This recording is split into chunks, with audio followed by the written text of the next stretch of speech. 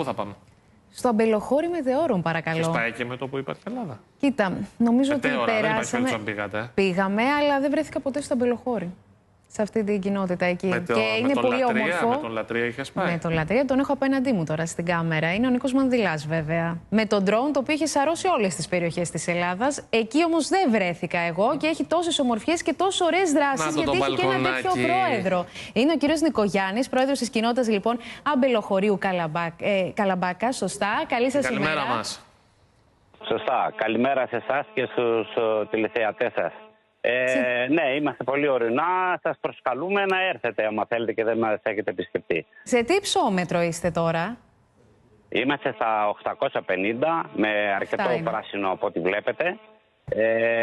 Από εδώ είμαστε 20 λεπτά μέτωπο. Τι ωραία, τι ωραία. Αυτά είναι τα ωραία τα μέρη. Και είστε και πολύ δραστήριος, γιατί είδαμε αυτή την πρωτοβουλία σας. Πήρατε και τα μικρά παιδάκια εκεί του χωριού και γεμίσατε λοιπόν την περιοχή με όλες αυτές τις πινακίδες για την καθαριότητα, αλλά και για την προστασία του περιβάλλοντος, Γιώργο. Αυτό που λέμε και ξαναλέμε, πόσο προσεκτικοί πρέπει να είμαστε. Τι ωραία δράση, πώς τη σκεφτήκατε? Ασχολούμαι από το 2014 ή γενικά είμαι χρόνια στο χωριό, εδώ έχω μεγαλώσει. Είχα όνειρο να σας πω ότι κάποια στιγμή έλεγα ότι αν έχω λεφτά θα ήθελα να βοηθήσω και να κάνω πράγματα στο χωριό. Με τη δυνατότητα που έγινα πρόεδρος. Βλέπουμε και τις σχετικές εικόνες από αυτές τις δράσεις τις οποίες τρέχετε μαζί. Ναι, ευχαριστώ. Όχι γιατί απέκτησα λεφτά, απλά μου έδωσε τη δυνατότητα να κάνω λιθαράκια μικρά. Να είναι το χωριό καθαρό, να κάνουμε κάποιες δράσεις, να έρχονται τα παιδιά το 15 Αύγουστο. Και αυτό με τις πινακίδες, είδα πολλά παιδάκια πετούσαν τα σκουπίδια και το σκέφτηκα να τους δώσω ένα κίνητρο, κάποια ζωάκια όπως βλέπετε, να πετάνε τα σκουπίδια για να καθαρίζουν. Μπορώ να σας πω ότι προχτές ένα παιδάκι το ένα με το άλλο έλεγε: κοίτα τα ζωάκια, πετάνε τα σκουπίδια εκεί, μην το πετάς εκεί, Γιώργο. Πήραζε το ένα το άλλο και αυτό με ικανοποιεί ιδιαίτερα. Αυτή είναι η καλύτερη βάση, ο θεμέλιος λίθος της πρόληψης κατά βάση. Η κουλτούρα. Και η κουλτούρα και η νοοτροπία. Με τι ωραίο τρόπο. Και η ευαισθητοποίηση. Βρίσκεται ανταπόκριση όσο καιρό τρέχετε αυτήν την πρωτοβουλία? Ναι, βρίσκω ανταπόκριση όλα τα χρόνια από όλα τα παιδιά και από όλο τον κόσμο. Με έχουν αγκαλιάσει και με στηρίζουν. Είναι πολύ καλά. Προσπαθώ και εγώ να κάνω το καλύτερο. Π.χ. τώρα τους έχω φέρει μεθαύριο άλογα, τους φέρνω καραγκιόζι και κάνουμε πάρα πολλά πράγματα. Μάλιστα. Άρα υπάρχει και συμμόρφωση, καταλαβαίνω, δηλαδή τα σκουπίδια μέσα στους κάδους. Ήμασταν καθαροί και απλά δίνουμε το κίνητρο σε άλλους και είναι πάρα πολύ όμορφο. Και στους επισκέπτες. Όπως βλέπετε, αν θέλετε να μετακινηθώ λίγο, αυτό είναι η παιδική χαρά, ναι, να αλλάξουμε λίγο πράσινο για σας.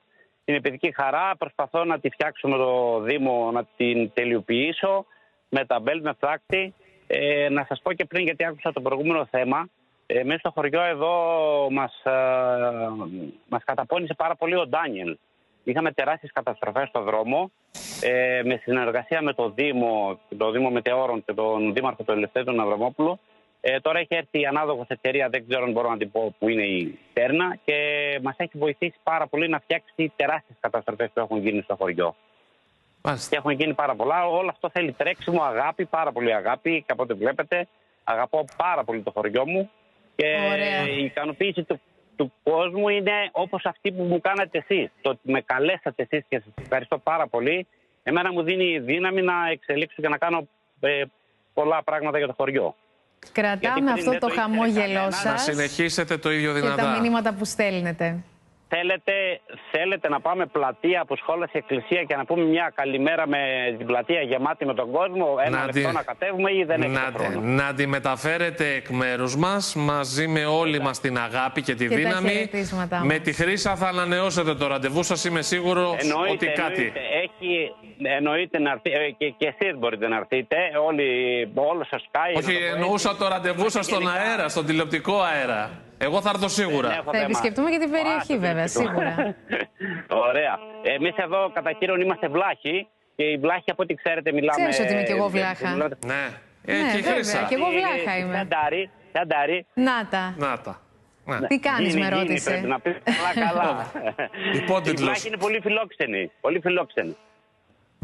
Ισχύει αυτό. Ισχύει στο Ακέραιο. Και η πεθερά μου βλάχα είναι. Να είστε καλά. Λοιπόν, σας ευχαριστούμε πολύ για τις ωραίες εικόνες.